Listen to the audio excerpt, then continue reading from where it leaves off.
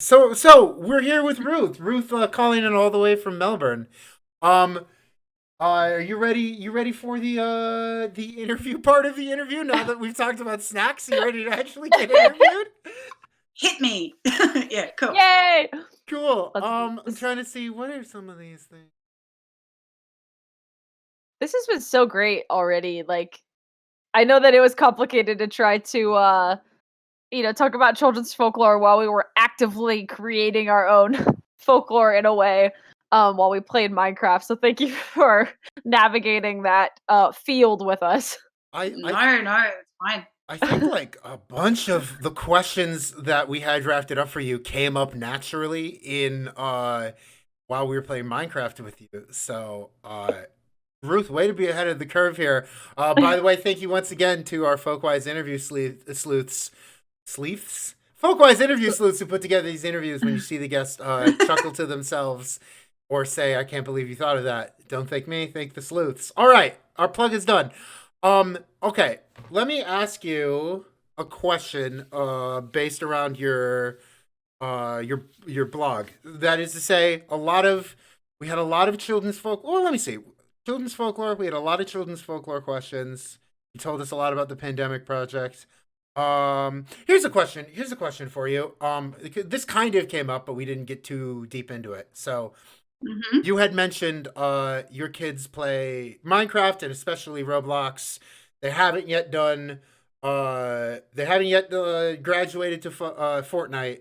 Daisy and I we were talking about Animal Crossing, which was not a reference you have. So we've talked for like the past couple of hours playing Minecraft about these sort of children's folklore that gets expressed on video games. But have you noticed that there are some games that kind of uh, represent like a generational divide where there's like specifically a teenage version or like a young adult version or like a just children's version of this phenomenon? I don't. That's a really tricky question. I think as Daisy and I were talking about earlier this week, I think children approach games very differently, Hmm. and that's where you probably find the divide.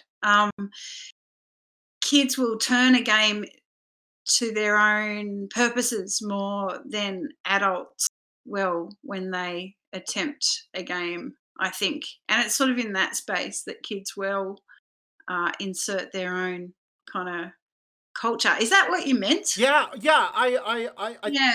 that and if you've noticed like what so you're talking about the idea of like kids inserting their own culture, but like what games do you think are specifically like representative of children as a group and like what games does that happen do you like graduate to next when you're a teenager? I guess that's the question.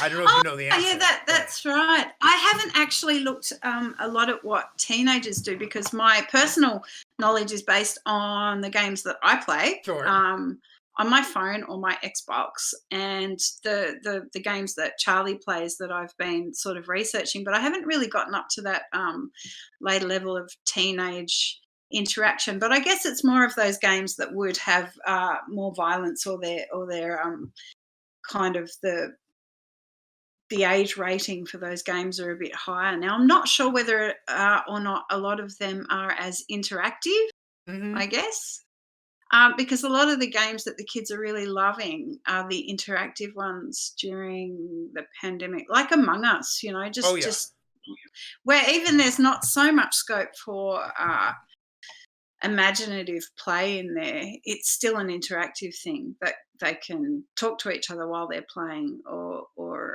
talk their way around what's happening. So yeah, and I think I don't know. Some of the reports we didn't get many reports from kids in their or young adults in their early teens, but they were playing a lot of the kind of what do you call it? Brain words. By themselves, just playing in isolation more Oh, so than seeking solitary out. play, yeah. Yeah, solitary play. That's the word. Hey. Yes. So I don't really know what's going on in that in that realm. But certainly, I mean, for for younger kids, using things like Discord and Kids Messenger was absolutely revolutionary, and it's hilarious because I'm one of the only parents around that I know that games that joins in the games with the kids. In fact, I have at times in the pandemic had to go into Minecraft to sort out a fight that's happening with our neighbor online That's to kind of incredible. mediate what's going on in there and report back to the parent what's, it's hilarious. But I guess there's a real gap between adults and kids in this space because adults aren't with the tech generally. A lot of adults aren't interested in trying to find their way around all of this tech or get immersed into games, and that's where play has kind of inserted itself during the pandemic. So it's been really interesting to watch that. It's even interesting just to hear you talk about it. Yeah, like what a cool new frontier that is. Oh, it is. Even there's a knock at the door, and it's our neighbour's dad going, "Somebody tell Charlie to stop killing Isla on the blah blah blah." And I'm like, "Okay, I'll go into the game and I'll see what's happening." But So the context being that he wouldn't know, your neighbor wouldn't know how to go into the game and see what was going on, but you did. Yeah, because That's I've got cool. my own, Minecraft account, so I just Yeah, hop in and join the game, and I'm sort of like, oh, okay, this is what's going on. that's so cool. Because that kids folklore is around that stuff, is around problem solving and conflict resolution, and as much as they'll do that in the playground, they still do it online too, and it can get really, really fraught. Actually, it's harder online for kids to regulate their emotions if someone else is in Minecraft hacking them to death with a sword, and the only way they can communicate with them is via a phone. It does kind of intensify Yeah, those, Yeah. those moments of conflict that they might work out a bit more easily if they had eye contact or body language. So it's an interesting new world. Or even just like the immediacy of being able to say like, "Hey, right now you're doing the thing." They have to like first call a number and then yeah. say, they have to like withhold that feeling for at least a couple minutes before reacting. And that's assuming that they're going to answer the phone or whatever. Well, that's exactly it. Yeah. So those skills have had to deal with technology, those communication skills during the pandemic. And it's interesting too because in Australia we're so lucky at the moment, in that we've got very little community transmission at all. So the kids are all back to school. Life is a lot closer to normal than we thought we would be able to get. That's for sure.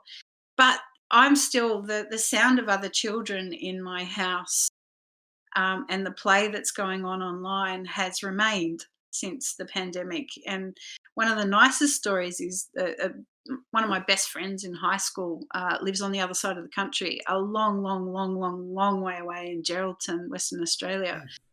And her youngest daughter is the same age as my son Charlie, and they have become the best friends over the pandemic, and they have never met. So that's how strong these relationships that can be forged in a digital environment are, and Yeah. it's having her voice in our house as though she was sort of here. But they like kids. It wasn't just game directed either. A lot of their games were she would take her iPad outside and show Charlie the tricks she was doing on the trampoline. And they'd have jumping on the bed competitions. And at one stage, they were cooking together on their Oh, iPads, that's just so using cool. the video. So it's just really interesting when you're in an environment where children online is this thing that's heavily regulated, and people worry so much about childhood and their exposure to technology and what that's doing for them. When actually, I've just seen a lot of the usual childhood development and the folklore continue online. It's Yeah, it's been really, really interesting to watch. super fascinating. Hmm. Um. A word that we use on the show a lot is emergence, Oh yeah. which is both a folklore word, but also something that I mean, is beyond folklore of just that kind of like bubbling up quality. How do we come to do things together through shared experiences? And like I think that our chat is a lot like that. What we just did and Minecraft is like that. The questions that are coming up are like that. And children playing during a pandemic trying to figure out how to play is also emergent. Because Absolutely. Yeah, yeah. So I think this is so fascinating. it is. And kids, I mean, that's the thing. They're not afraid. They will utilize whatever they've got to Mm. be able to play. It's an inherent kind of way of understanding the world, I think, play, which is really interesting if you're wanting, for example, to see how children are making sense of COVID. And as we always talk about, folklore is not all the happy stuff either. The folklore, the children's folklore that's adopted in really horrible circumstances as well. Dr. June Factor has done a lot of research into World War II and children's play. And even here, there was in the middle of kind of, I think, our second wave, there was a big block of flats that was shut down in Melbourne. And there are a lot of immigrant families in there. And they were, it became a ring, police surrounded it. They Mm. wanted to contain the virus in there. And there was this kind of, everyone was aghast. We were worried that the government would mistreat or go about this really badly. A lot of them were non-English speaking families. And how would the kids cope in these high density living flats, not allowed out for 2 weeks? And there were care packages and play packages sent in with a heavy police presence. What does that do to children? And my colleague Judy has done a lot of research with one of the open playgrounds there, just watching how kids sorted that out in a sense. And it was quite aggressive play, imaginary play, a lot of gun play, a lot of locking people up play, but that's their way of making sense or regulating what's going on them so with them. So play in a lot of ways has a very therapeutic element to it, which I think is also really interesting in terms of folklore, to see Yeah. how our world really is impacting kids, like the Donald Trump tag game. Like, pretty amazing way of thinking about it. Yeah. I've got like a next question that I believe is about children's folklore. Where or maybe what is Spoonville? Oh, Spoonville. They didn't pop up in America. No. I think they might have I come haven't. I from. haven't. I don't have. I have nieces and nephews, but I haven't seen it myself. Oh, okay. Well, I think they may have originated in Britain. I'm not sure, but here, and it's funny. You can still see them if you go to a local park or outside a school. So people have taken spoons, usually wooden spoons, and dressed them up. So they put them in the ground with the handle inserted into the ground, and the round bit at the top becomes a face, and they dress them up. And someone will put a sign Spoonville, and it'll congregate. Like there'll be some places have got hundreds of them. They just sort of happen, and it's an That's so activity that cute. people were doing. And what else happened here? We've got rainbows and bears in our windows. So during the lockdown here, we were only for quite a few weeks. We were only actually physically allowed outside,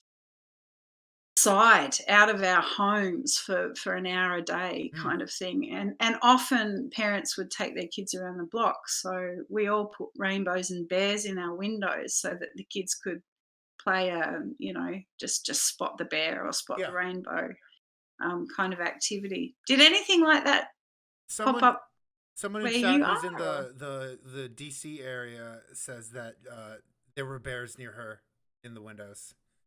But this is Yeah. the when I didn't know about Spoonville until this week. Yeah, yeah. Well, funnily enough, they're still around Melbourne. Mind you, Melbourne was the only city in Australia that was under really severe lockdown Mm. for a long time. Mm. Everywhere else managed to escape it. So I think it was more prevalent here. where people were desperately looking for things to do with their kids. Yeah.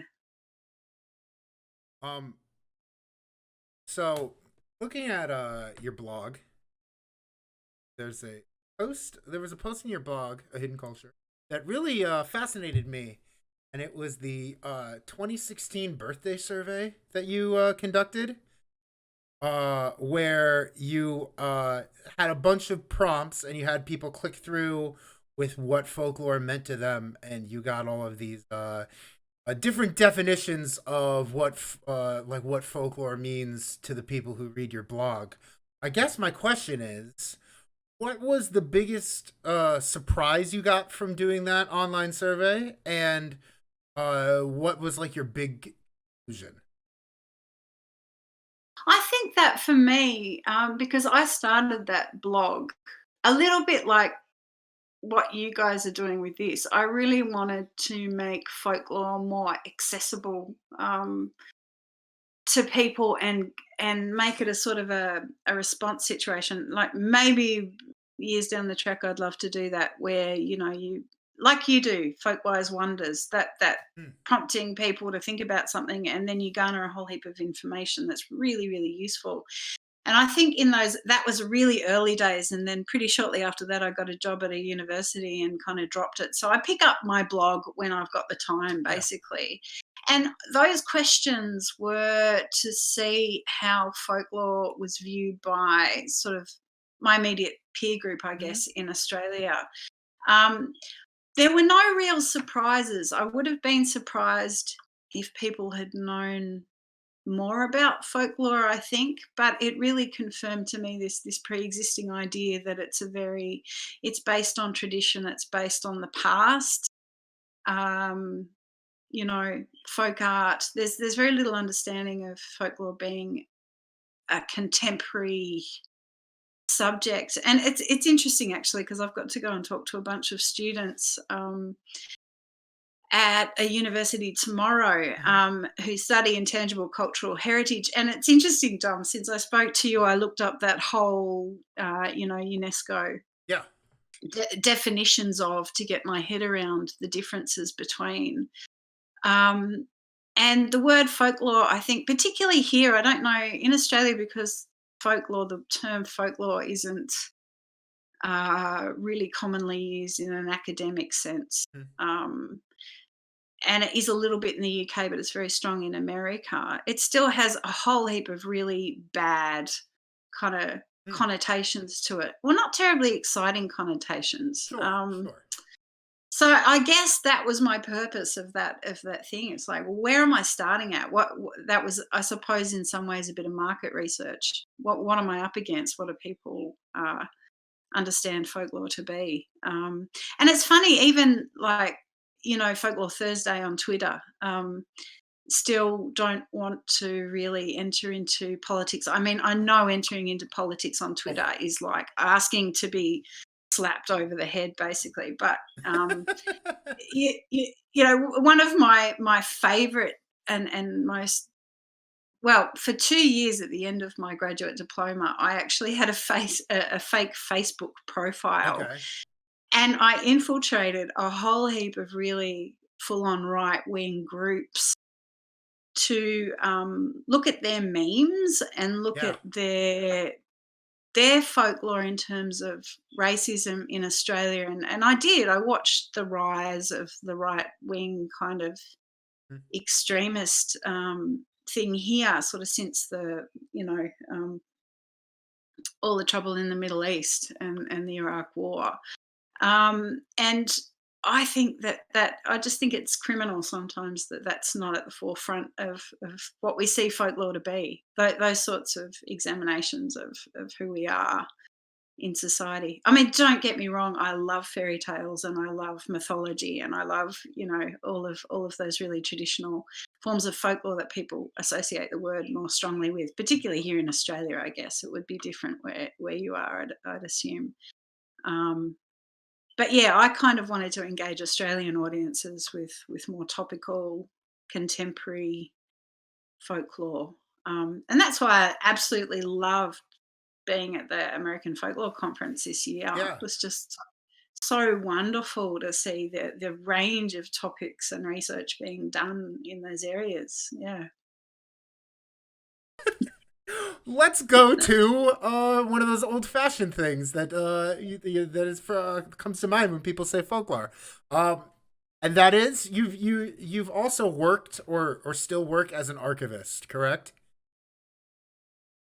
Much an archivist, but I've been involved. I've worked in the oral history folklore section of the National Library of Australia, on and off for many years. So yeah, Hmm. I'm pretty aware of the archives that we have there in Canberra. Yeah. I guess the question I want to ask with this, both like as someone who has worked as an archivist and a musician yourself, um, what is uh, what's something you found in the archives that you've really wanted to like recreate, do your own version of? Like what's something?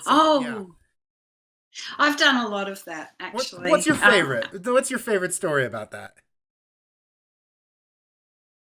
Oh, one of my favorite stories would be a song called "Adieu, My Lovely Nancy," and it's a traditional British folk song. Hmm? And my singing partner in crime, Kate and I, one of our albums, we actually went into the National Library and listened to a whole heap of archival recordings and found an Australian version of that song. Hmm. Um, the British version was brought to the I guess the British repertoire, the broader yeah, I think it was in the Cecil Sharp Library, but there's a family called the Copper family who have really strongly informed British folk song. I remember working Rottingdean, I think they come from in the south of England. Hmm. So they collected, their family were big singers for many generations, and collected a whole body of work and recorded them. And Bob Copper was the grandfather of that, and we were on tour in England once, and participated in a concert. And the whole gist of the concert was looking at British traditional songs and their variants that had been found in Australia. And there's been a similar project. It's called Song Links. A similar project's been done between Britain and America as well, because a lot of the old British ballads are found in mountain music.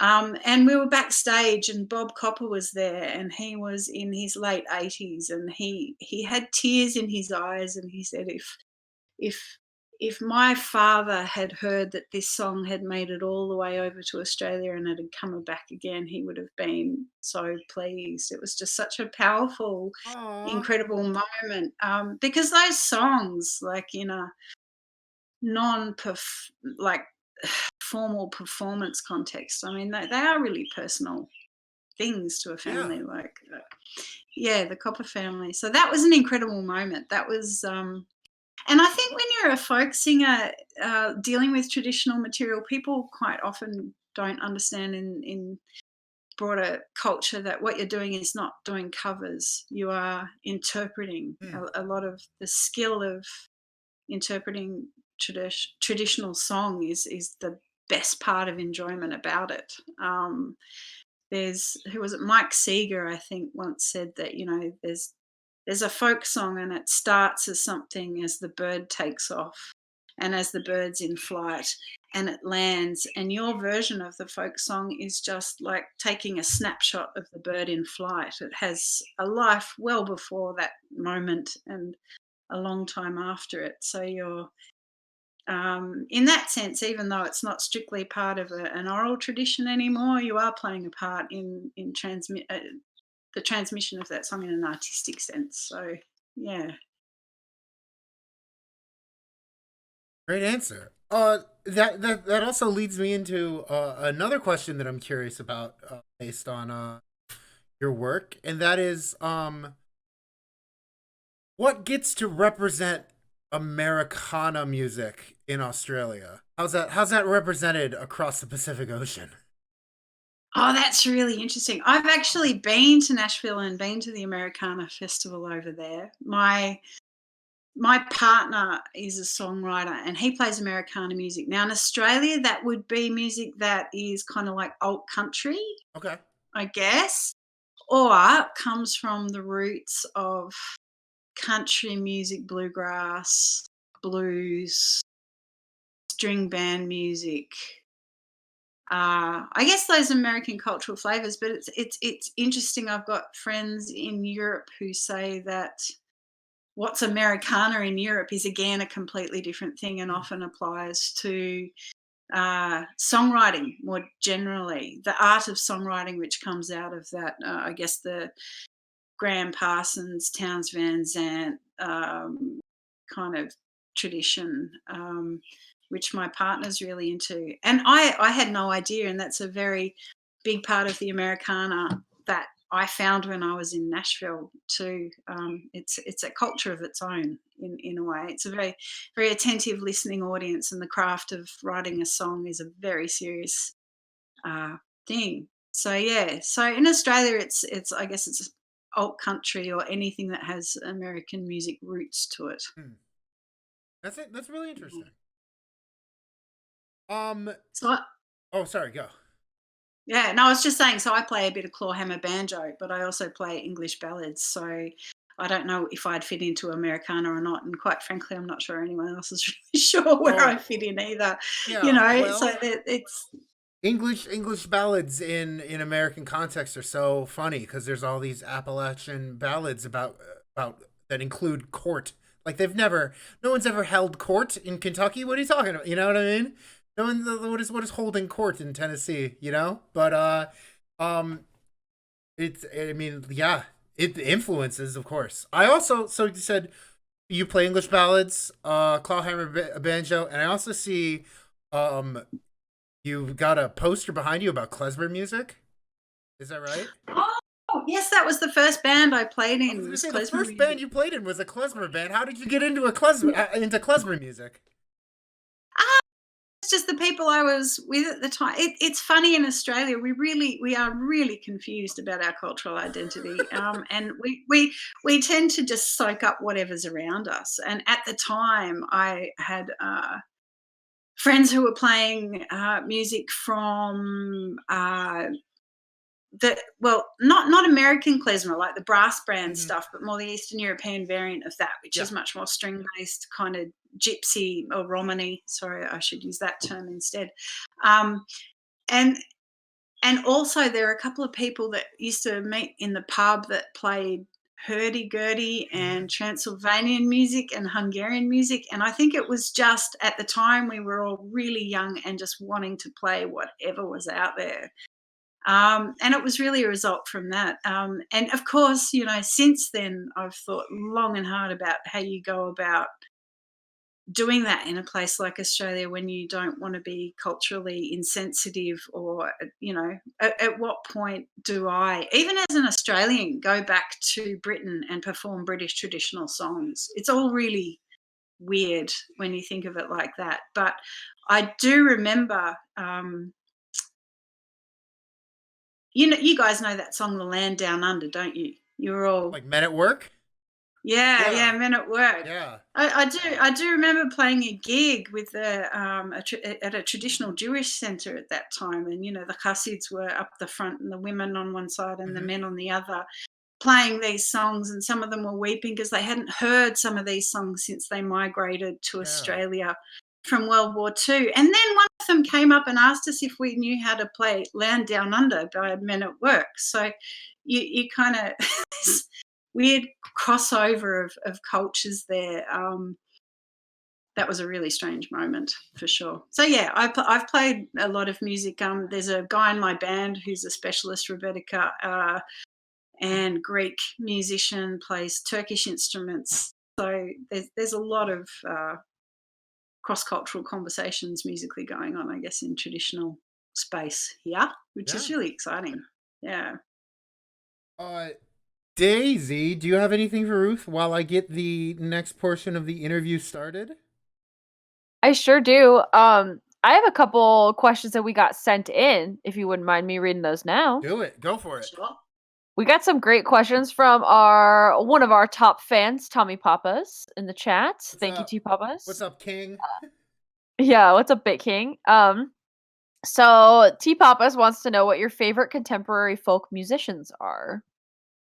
Ooh. It's You a know hard what? question, I know. Yeah. How long have we got? Yeah, there's a lot of them. I must admit, the album that I have just been loving for the past year is a band called Lankum from Ireland, and it's like slow. It's Irish folk music, but it's just so moody and dark. Like, I really like that dark, heavy kind of stuff, and it's just the most. It's the album's called The Livelong Day, and it's just incredible. So I'd recommend that one. There's a lot of music actually coming out. I think musicians in lockdown have been going hard recording actually. So we're about to see a massive burst um, of new releases. But Rachel Newton is a favourite of mine from Scotland. So she's a harp player, but she utilises a fair bit of electronic kind of vibe to what she does. I'm really attracted to people who take old songs and really breathe something new into them. And as someone who kind of grew up listening to hip hop, I really love what people are doing kind of in the electronic crossover with trad at the moment. So they're two. Gosh, there's so many. And why is it when you get asked questions like this, like everything just leaves your brain? I don't know. But yeah, check out Lankum for sure. Oh yeah. I have one that builds on that. Do it. And it's also from T Papas, and T Papas noticed a banjo around you. That's right. And wanted to know a little bit more about the history and folklore behind the banjo that you're connected with. I think the banjo that I took up was because there was a real string band tradition in Melbourne, I think, that started in the 1970s, which is based on the mountain banjo. So not the bluegrass, ning, ning, ning, ning, ning, ning, ning, ning, that kind of banjo, but the claw hammer, which is played with you hold your hand like that. It's like the claw, and it's more the mountain, oh brother, where art thou, kind of style of banjo. Your banjo's an open back, and that comes directly, I think, from African American traditions that crossed over in the Appalachian Mountains. But certainly it was interesting. Years ago I did a little bit of research into minstrelsy, and Australia was one of the only countries that African American minstrels could visit where there wasn't segregation. So in the late 1800s, there was actually a really a big lot of people, and around goldfields too. I think the gold rush in Australia brought a lot of people over here, but a lot of that minstrelsy. So I think a lot of that banjo tradition came out to Australia in that period as well. I'm not I'm slightly guessing this too. I'm by no means an expert in the area, but yeah. I had no idea the Australia connection. That's completely. I wish I could time travel back 2 years ago when I taught world music and culture and drop that on the students. Yeah. There's always time. There's more time. Yeah, I might be. Wow. Another day I might be teaching a music class again. Yeah. Yeah, that is fascinating. I didn't understand that connection either. And so that's really cool. Thanks for bringing that to the stream. Those are the questions that I have mailed to me. If there's more in the chat, we'll do them after this. Yeah, chat, send us your questions. But we have a game to play, I believe. Yes, we do. Little thing we do, we got a tradition around these parts where when we have a guest on, we do a tier maker with them. You ever made a tier list before? No, I haven't. Here's where I try to remember my spiel. All right, tier lists come from video games as a way to rank choices. Think like characters in fighting games. But ever since, especially on Twitch, they've been used to rank everyday occurrences and choices. to great success. And we like to do that we like to make a tier list with the guests every time they come on. So you can see it okay? You can see it all right? I'm gonna transition over right now and say, all right, so we have made a tier list for you, Ruth, and that is to say there have been, since the first Grammy Award for Best Americana Album, there have been, in 2010 was the first year the Grammy Awards gave out an award for Best Americana Album. There have been 10 artists that have won the Grammy for Best Americana. We have these 10 artists here, and on a scale from S to D, I'd like you, S being masterclass, D being barely passing, I'd like you to go down the list with me and rank the winners of the Best Americana Album at the Grammys. And I think this is going to be very interesting, the way we've talked about how the term Americana gets used around the world, based on like your experience with like American folk music. If you don't know anyone, you're allowed to not put them on the list. That's totally happened on the stream before. This can be, and these rankings are completely subjective. You just tell me where you want them. You give your rationale for where you're placing them there, and then we can get into your tier list. So I know they're kind of small on your end. I know. I have them all labeled. We'll start here. 2-time winner, Levon Helm. Where do you want to put good old Levon? Oh, the band. Surely that's okay. I'm speaking to what is the genre of Americana, aren't I? Yeah, a little bit. Or what it means in all of the contexts you've experienced it. Oh, look, in terms of Americana, American Americana, it's got to be up there. I'd give it an A for sure. It's strong A right off the bat. That's an Americana sound, the sound of Americana has to be partly about the band. Yeah. Just because. Yeah, I get it. Just because is a good enough reason. Next, we've got Mavis Staples. She's incredible.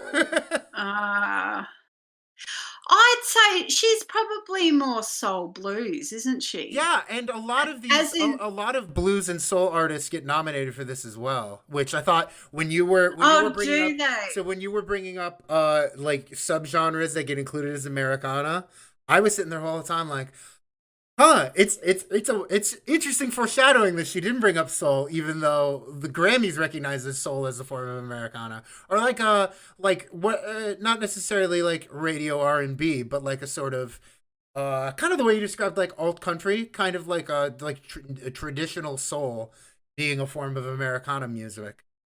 All that is just to be able to say we brought some soul artists onto this list for you. Awesome. Oh, look.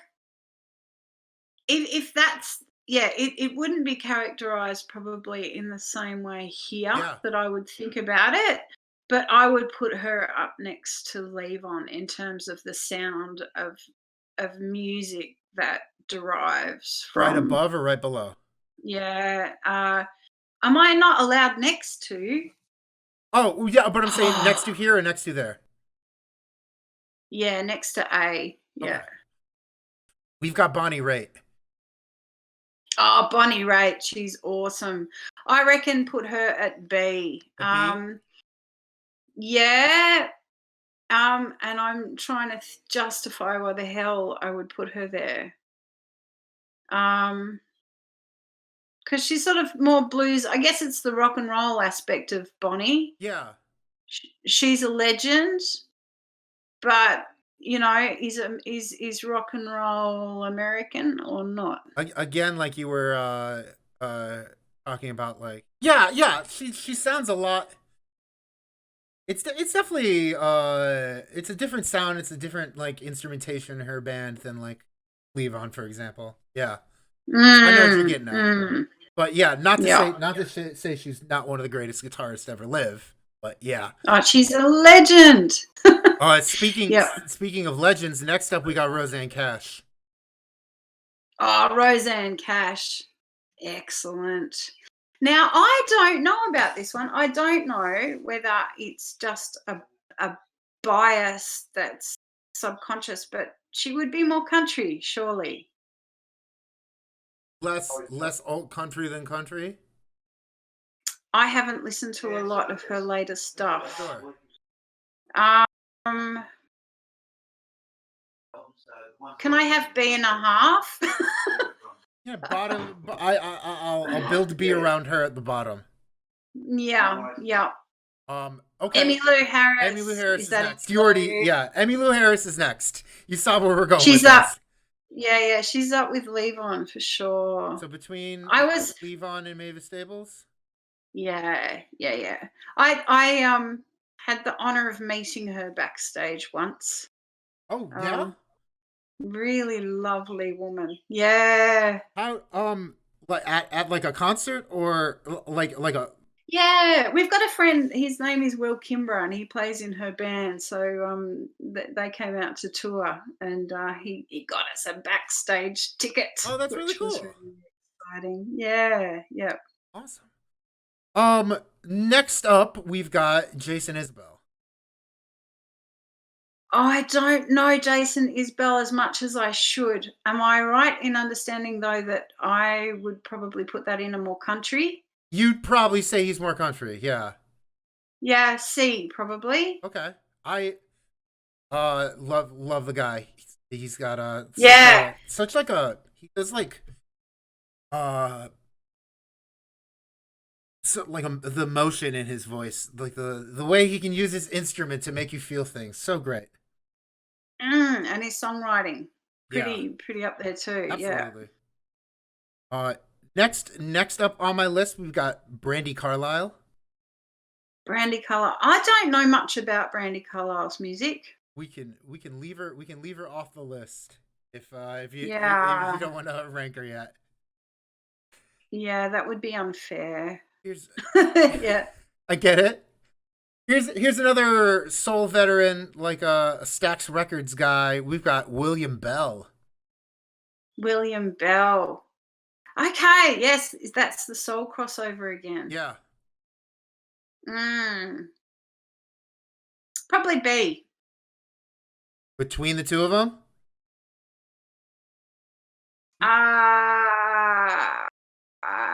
Yeah. Okay. Yeah. Got it.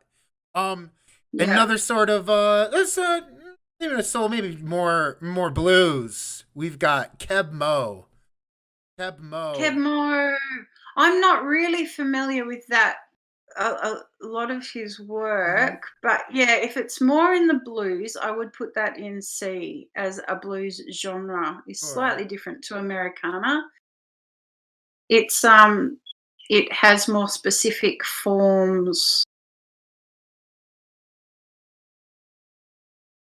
Right there.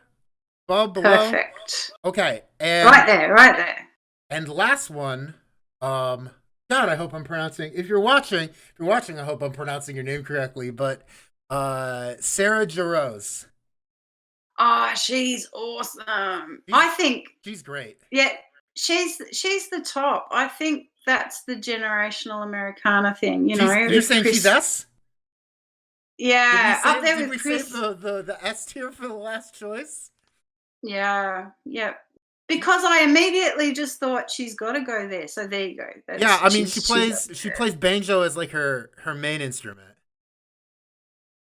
right? And mandola. Oh and yeah, mandolin. She also. Oh yeah. Because the song I was introduced to her by, I think she's playing mandolin on, is her cover of "Still Haven't Found What I'm Looking For," which everyone needs to look up right now. It's it is. I mean, that's like.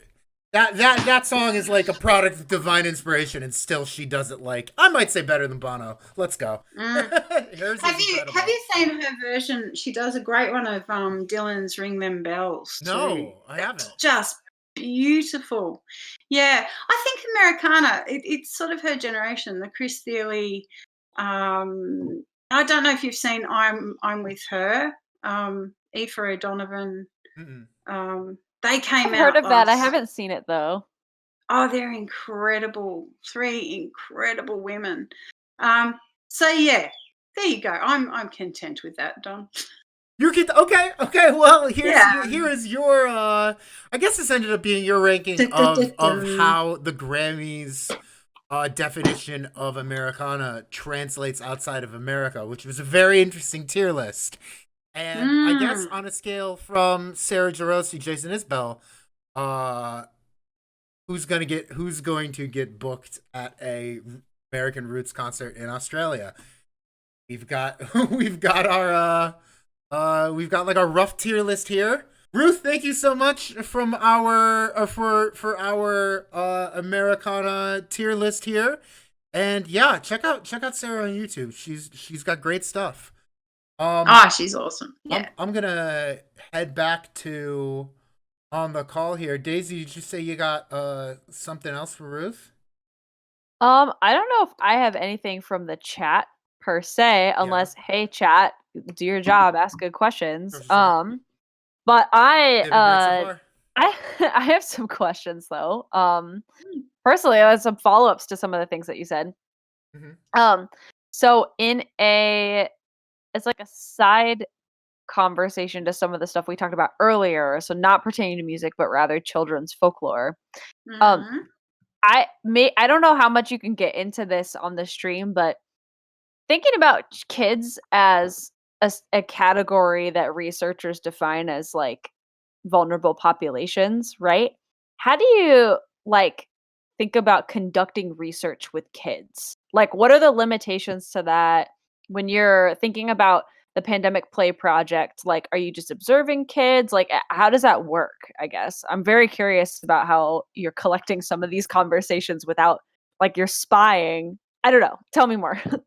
It's so hard. And Yeah. over the years, unfortunately, even institutions here have stopped collecting material from children because of the problems around it and the permissions and all of that sort of thing. So if you're physically going into a school, you need permission. Well, we ask permission from the children themselves. We ask permission from the school. And often with schools, we're not able to identify the school if that school is being mentioned in anything publicly. And of course, you have to ask parents as well. So there's a whole paper trail of things. And unfortunately, that's where you lose a lot of schools is you give them a form and the forms have to go home and come back. And then if you're into doing video or recordings, sound recordings, you need to double check all of the users and the access of that sort of stuff. So it's really hard in the playground when you've got 20 kids and that 7 of them are allowed to be photographed but not allowed to be videoed. And you can't, as a researcher, make those kids play a game so you can record it. So it's incredibly, incredibly difficult. And I guess with the pandemic play project, we kind of made our way around it a little bit by just asking age and first names. And postcodes weren't going to be published, but it gave us some data on the regions and the areas that things were coming from. But it really inhibits what you can do. And I think when we started collecting was probably 15 years ago, but it's even way more harder now to do, which is it's a real shame. I think it's getting harder and harder for folklorists to go in there and actually just observe kids playing. So a lot of your work ends up being reliant on written notes, and if you've got shitty handwriting like mine, it gets a bit difficult. You've got to be really on the ball to capture what you're looking at. Yeah. We've got we just got a good question in the chat, Yeah, and then I that's have good. one more question. I think you're on a time crunch, if that's correct, to get to another appointment. I've got Little bit. 20 minutes. I reckon I could do. Okay, perfect. We'll be good. So I've got 2 questions for you, and they can be you can answer them to the extent that you'd like. So the question from Luomi in the chat, thank you, Luomi, is what's a children's game out of circulation that you'd love to see revitalized? Oh, there's a few of those. And I'm going to show my age here. I remember growing up and playing elastics. Did you guys ever play You elastics? mentioned that. I don't know if we have a different term for it here. You guys, I don't know whether or not it's a British derivative game or whatever. If it was popular, I need to dip into my American children's folklore books, but it's where you get a big piece of elastic that goes around. Two kids stand opposite each other, all right, and the elastic goes around, and it's a bit like skipping. You've got games and challenges within those elastics. So you jump. Okay, I'm going to try and do this on video. You got two parts of the elastic, two legs. So you're jumping over, inside, outside, inside, out. Oh, and then yes. they raise it to their knees or their hips. Is that ringing a bell? It is. Yes. I don't know. Yeah, so somebody says rubber bands in the chat is one. It's like advanced cat's cradle, but it's with a really big elastic, right? Oh. Yeah. Like a string. Cool. Yeah, you do, and you can do it with your feet, right? Yeah, it's a jumping game. It's a very physical. I remember this. I don't know what I called it, but I know that we had access to rubber bands that you could do basically like big cat's cradle with. A bit. I don't know if you know cat's cradle. I do. Well, string games are one of those things. Yeah. It's funny. Like a friend of mine is a play worker, and she sets up a stall at festivals, and we give people strings, and it's amazing how that muscle memory, people just immediately start trying to make the parachute or what were the things that you made? We made a bridge, a parachute. Oh, we called Eiffel Tower. You could do Eiffel Tower, which is yes. It's like makes a triangle basically with two edges. Triangle. Yep. Yeah. I remember the thing about those about string games is you have to grab all the X's. That was how you would flip it. You grab the X's. Yeah, that you'd pinch the X's and then you could, and then there were some that you'd specifically use like your pinky fingers for, and you would like make an X. Yes. You make the X, so you grab the X's. Yeah. Yeah. String games is pretty amazing. That's a good one. Games are getting banned in the playground more and more as well, like because kids are fighting over marbles. Marbles in a lot of schools has been banned, like, and so they kind of left the collection of games available to children, I think. But yeah, elastics was a good one. It was big. Marbles. Yeah. Knuckles. Some of those older ones. So imaginative play, I think, probably plays a bigger role in playgrounds these days than some of those old staples, if you know what I mean. But yeah, it would keep you really fit. But if you can imagine with elastics, it was like you've got the two elastics around people's feet, but they would hold them up to under their armpits, and you would have to physically jump one leg over the top of the elastic and then to the next one. And they had rhymes too. So, it was England, Ireland, Scotland, Wales, inside, outside, inside, on. And then you'd have to jump with each foot on the actual elastic. And if that's from waist height, that's pretty difficult. Someone in the chat, Pure Punk Girl in the chat has played elastics. Yeah, this is good. Yeah. Yes. You got somebody like interacting with you every time you say something. Yeah. Yeah. And I do know that there are versions of that game that are found in Asian countries too. I think some friends have collected. So a lot of these sort of are found all over the world in different states. Yeah. Or the other thing is that's around. Do you remember the chatterboxes? Yes. We call them chatterboxes. We call them cootie catchers. Cootie catchers. Cootie catchers. Yeah. You're kidding. No. I have. That's so funny. Absolutely what I know those are. Or fortune tellers. Sometimes people would call them. Yes, fortune tellers. Yeah. And did you have like numbers and colours and dares in them kind of thing? Yeah. Cootie catchers. That's so funny. Yeah, always. This is amazing. I think my favorite TV show ever is Community, and always immortalize the opening theme song for Community is the cast name on the inside panels of Cootie Catcher. Yeah. Yeah. Oh, really? That's way cool. Yeah. That's really cool. Awesome. All right. I've got there's one other question we got in the chat that might be fast. and then I have another one too Okay. that you can Okay. make fast. Do you know any? This is another question from Luomi.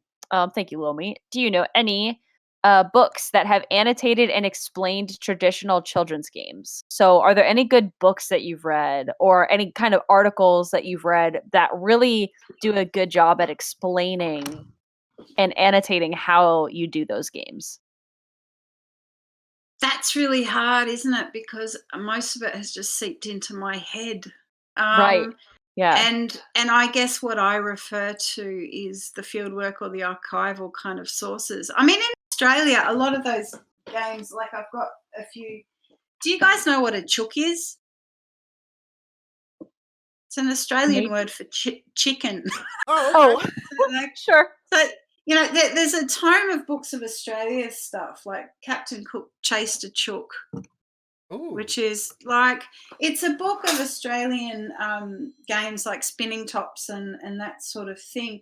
I don't know if there's anywhere that actually identifies children's folklore and outlines the ways to play those games that's on a international basis, if you know what I mean, because so many are regional variants of things. But the Opis are the kind of the god collectors of children's folklore, and do a lot of descriptions. There, a friend of mine too, Judy McKinty. I don't know. I think look up Hop to It on Facebook. She has got every different variation she's learnt of how to play hopscotch there, Oh. which she did recently for Children's Week. And there really are a whole heap of different ways of playing hopscotch. But I think you probably have more luck looking up games as individual games, if you know what I mean, skipping rhymes or skipping things. But yeah, Can I- it's hard when you're trying to describe. It's like collecting dances, trying to describe dances, how to do a dance in words. It's really difficult. And the other thing so if there are texts that are children's folklore, or are more geared in that direction, they tend to be really analytic and not so much about, or trying to explain why kids Yeah. do the thing rather than what the thing is itself. So That's true. I think that's Yeah. Yeah. the interesting piece of this question is like, can you, as an adult, accurately describe how to play a kid's game, particularly when it's so emergent? Yeah. It's so ever changing, and you play with a new person, and it's the same game, but it's different, right? That's- It's really hard, and it's the verbal law that often we retain. It's Mhm. the rhymes that go with something that tend to get recorded more than the actions themselves. Yeah. Absolutely. All right, I've got one final question. Let's do it. My final question is, what do you want our primarily American audience to understand about Australian folklore that they might not understand? And this can be in terms of the field or something more broad. In terms of the field, I would say the more contact we can have with people like you would be amazing. It's like, yeah, it just feels like a desert here. I think a lot of us have stopped trying to work within folklore itself and managed to find our way into different like areas of history to be able to continue our research, whether or not that's just independently like I do. Mhm. But yeah, that's I'd love for more conversation or even access to like the folklore conferences. I think would be really good for Australians to learn more about, because we're dealing with so much stuff that you guys are too, particularly around racism, colonialism, trying to deconstruct all of that sort of stuff is really pertinent issues in Australia. We feel very much there's a big cultural cringe here. Basically, we don't feel like we have a culture. Our culture is borrowed from so many different places, and we haven't confronted the history of what's happened with our Indigenous population here very much at all. And I think that's why there is a reluctance to look at folklore, and narratives of history are still very much based around colonialism and explorers and that sort of stuff. I think it will change. I think it is changing. the way we look at it. But Australian folklore, yeah, it's not all about sheep. Yeah. Good to know. Good to know. Oh man. It's so I funny. Yeah. I have read It's some things that imply that a lot of it is about sheep. yeah, yeah. Starting to Growing wonder. wool. Being a convict or growing wool. Yeah, it's but yeah, there's a lot here. There's a lot here, but it's hard to hook into when you don't have the resources or the knowledge or the academic support to be able to look at that research. But we do what we can. So Yeah. Yeah. yeah, Awesome. yep. Well, Ruth, thanks so much for being with us today. I know you got something else to get to, so feel free to head out. Yeah, this has been so cool to have like international guests on the show, and that's one Yeah. of the powers 2 so of far. Keep Twitch. them coming. Yeah, that's one of the powers of Twitch and of I think just like digital spaces. And if anything at all came that was like good that came out of the pandemic, it was to be able to increase our intimacy in like a global way, kind Oh of yeah. by using some of this stuff. So we are very Yeah. welcome to have you, and thank you so much for getting a chance to talk about children's folklore on the show, because not Oh, everybody's thank thinking about it. you. Yeah. I found Yeah. I've got my people. It's really Yeah. nice to talk to I s- to people who are so passionate about folklore. It's great. I see Yeah. people Yeah. are already on it, but yeah, everybody thank Ruth. Give her a GG. Give her a GG in the GGs and chat. ladders. If you've got ladders, drop the ladders. Drop ladders if you got Drop them. the ladder. Drop Yeah. the ladder if you got them, Awesome. everybody. All right, Awesome. All right. Ruth, I'm it's gonna already sign Know Your off. Day Wednesday. You gotta Thanks, get Ruth. going. Yeah. Yeah. Have a Thanks good so rest of your day. much.